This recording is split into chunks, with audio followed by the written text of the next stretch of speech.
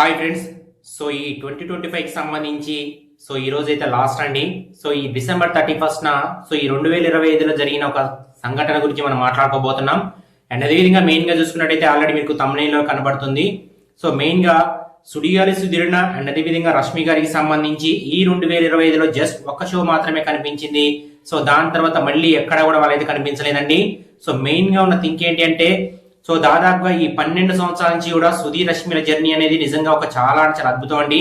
So ఎక్కడా కూడా చిన్న ఒక నెగిటివ్ టాక్ కూడా లేకుండా సుధీర్ రష్మిల జంట అనేది 12 సంవత్సరాలుగా చాలా అద్భుతమైన ప్రతిభనైతే అందుకుందనమాట. అయితే ఈ 12 సంవత్సరాల్లో రీసెంట్ గా అంటే పోయిన సంవత్సరం మనకి ఊరిలో వినాయకుడు అనే ప్రోగ్రామ్ ద్వారా సుడిగాలి సుధీర్ అనేది చిన్న హింట్ అయితే ఇవ్వడం జరిగిందన్నమాట. సో ఇక నెక్స్ట్ ఇయర్ నుంచి అయితే మేము కలం, సో నెక్స్ట్ ఇయర్ నుంచి కూడా మేము దూరం అయిపోతున్నాం అని చెప్పేసి ఆయన అందులో క్లియర్ కట్ గా అయితే మెన్షన్ చేయడం జరిగిందన్నమాట. సో దాని తర్వాత ఈ 2025లో జస్ట్ ఒక షో కోసం మాత్రమే వాళ్ళైతే కనెక్టివిటీగా అయితే కనిపించారనమాట. సో దాని తర్వాత మళ్ళీ ఎక్కడ కూడా వాళ్ళిద్దరు బాండింగ్ అనేది మనకి కనిపించలేదండి.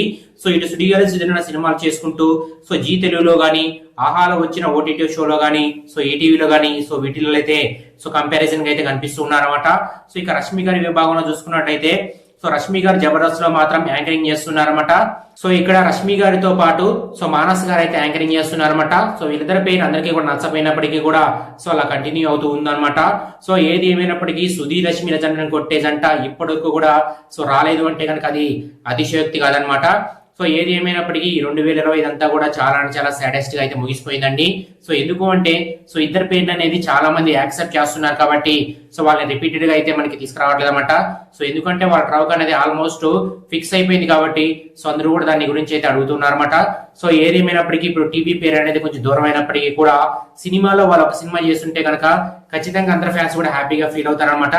సో 2026లో కూడా సుధీర్ రష్మిల సినిమా వచ్చే అవకాశం అయితే ఖచ్చితంగా ఉంటుందండి. సో మెయిన్ గా సుధీర్ రష్మి ఫ్యాన్స్ ఎవరెవరైతే ఉన్నారో వాళ్ళందరి కోసమే ఈ వీడియో అయితే చేయడం జరుగుతుంది. సో మీ ఒపీనియన్ ఏంటి అనేది కొంత కామెంట్ చేయండి ఫ్రెండ్స్. నాకైతే వాళ్ళ పేరు దూరమైనప్పటి నుంచి కూడా కొంచెం బాధగా అనిపిస్తుంది అనమాట. సో ఇది మ్యాటర్. జై హింద్.